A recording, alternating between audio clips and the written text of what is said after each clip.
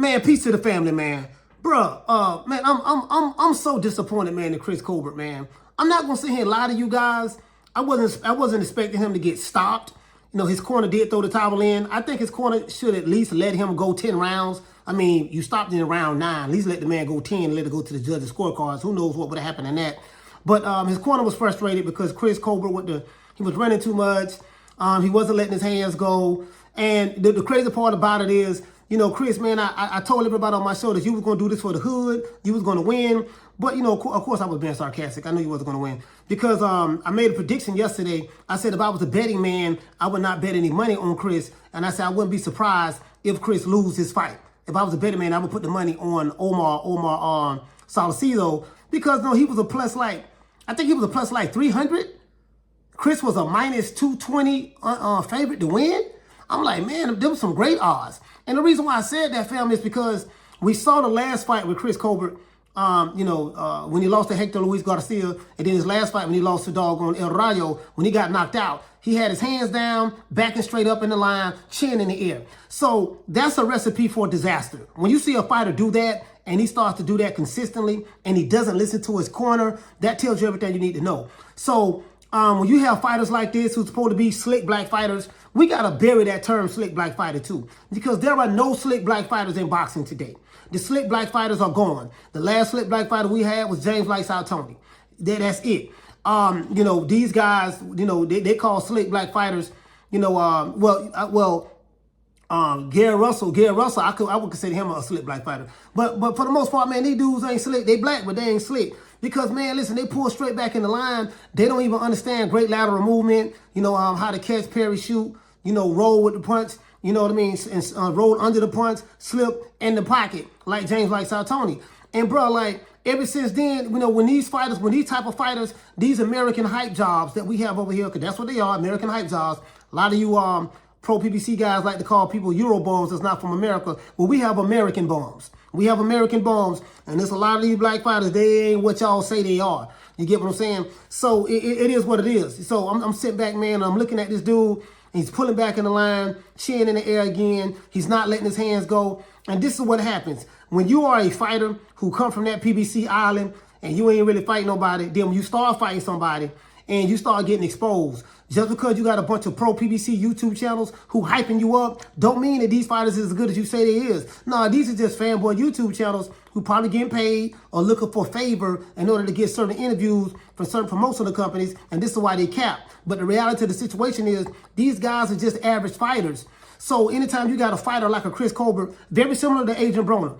Adrian Broner was flashy. He was supposed to be the next Floyd Mayweather, singing, dancing, talking like Floyd, cadence like Floyd, doing the fake shoulder roll, all that stuff there, you know, all of that, right? And then come to find out, as soon as he got in there with a pressure fighter like a Marcos McDonald, beat him down and exposed him, dropped him 2-3 times, he ain't been the same since. And what happens is when you get these flashy, non-substance fighters who get the hype from the YouTube channels and the mainstream media, you know, because of the marketing and advertising, because of the marketing, not the advertising, but the marketing and all that stuff there, you know, they start to fool the people. And then people start still believing these fighters. But if you look at it with a boxer's, when you look at it with a boxer's eye. When I say boxer's eye, I'm not necessarily talking about being a boxer, but I'm saying if you look at it with a trained eye and you see it for what it is, oh no, dog, I hear what y'all saying, dog, but this dude got too many flaws defensively.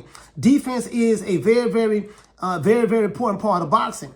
Defense don't necessarily mean you jumping back 25 feet. When somebody flinch at you, you jump back 2.5 feet. That's not defense. That's running.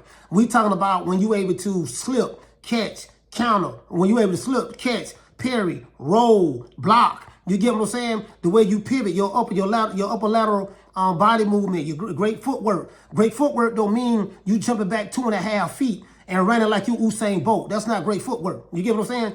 There's ways you can avoid a punch without even jumping back 2.5 feet. You get what I'm saying? So a lot of these American fighters, they don't know how to do that.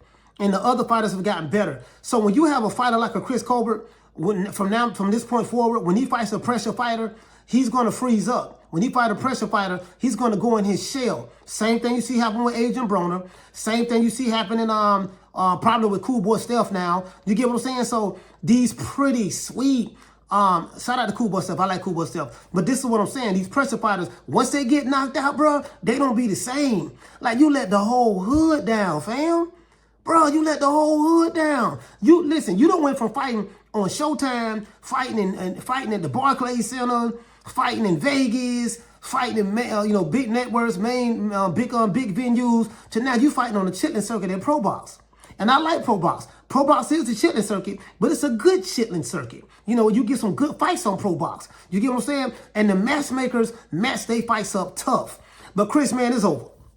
It's over, dog. Matter of fact, I'm gonna let y'all see. It's over with, dog. Because I said it, fam. I said it on my show. I say, man, if I was betting, I can't bet on this dude, dog. I even made a song about it. You want to hear it? Anyways, man, y'all tell me what you think, man. Chris Colbert, man, y'all think it's over with for him, man. Probably need to retire. Any of you PBC fighters who can't get no fight dates, and right now you being exposed to the hype jobs that you were, y'all come over here to Nick Sack Promotions. And right now I got a 2-for-1 special. I got Hippity. You know what I mean? I got a couple of fighters on my roster. You know, I got some fights lined up at the local liquor store, Popeye's Chicken. You know, I got some fights set up at Popeye's. You know, churches. You get what I'm saying? PapaJohn.com. You know, I got some fights set up. You know, we got some sponsors too, man. You get what I'm saying? I got some fights for y'all, man. We got some fights at the liquor store. Y'all can go to the liquor store and fight. You get what I'm saying? Because some of it's over with. Some of y'all are going back to journeyman now. Jared Hurd fighting on the chitlin circuit. You know what I mean? Like, it's over, bro. It's over. Man, Chris Colbert, man, I'm disappointed, bro. I really am disappointed. I was expecting you to do better, even though I did know that you was going to lose. I said it on my show, and I pretty much predicted how it was going to start. I said, look, this is what's going to happen. This is what he's going to be doing, and you did exactly what I said, bro. Like, look, how did I know? How did I know? Because I know you American hype jobs very well. Shout out to Chris Colbert. Shout out to all those American hype jobs over there at the PBC who are now just, it ain't looking too good, bro. Shake like booty meat. See you guys on the next one. You know my motto. Don't meet me there, beat me there. Peace. Also, y'all look out for Whole Problems. Whole Problems, the trailer. Y'all check that out. Whole Problems, the movie will be dropping October the 31st. It's a good one. I'll holler at y'all. Peace. Man, I'm telling you, man. I was out there tricking in the strip club, man. I got caught slipping, man. You know how it is, man. Yeah. It is what it is, man. God damn, bro. Who that is right there? Damn. Hey, how you doing? What's your name? My name Malachi. Oh, well, you just been served. You need to take care of them kids. Take care of them kids? My baby daddy. Why you putting on child support, TT? I put you on child support because you left me for that no walls having bitch. Riri. Man, this some bullshit. I'ma see you in court. Clumsy ass nigga. Ty told me that you was a pretty good lawyer. I have helped several brothers get out of prison early when I was doing time. Time? Armed robbery, burglary, kidnapping, and better on Leo. Man, I thought you was a real lawyer, man. I don't need a piece of paper from the white man to say that I'm a lawyer. Well, you better figure something out, boy. You're gonna be eating bologna sandwich and apple juice, boy. What's up, nephew? Man, look here, man. I gotta go to child support court. Hey, look here, man. Check this out, bro. I need you to get out the chair, dog.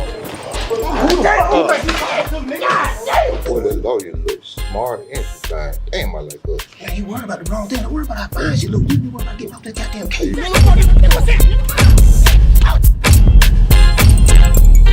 Nigga, one thing about Tampa, when it come to whole problems, we experts when it come to that. Stand my baby mama, dislike my baby mama. You a good nigga, dog. You a good Man, nigga, fuck you, nigga. back that up, man.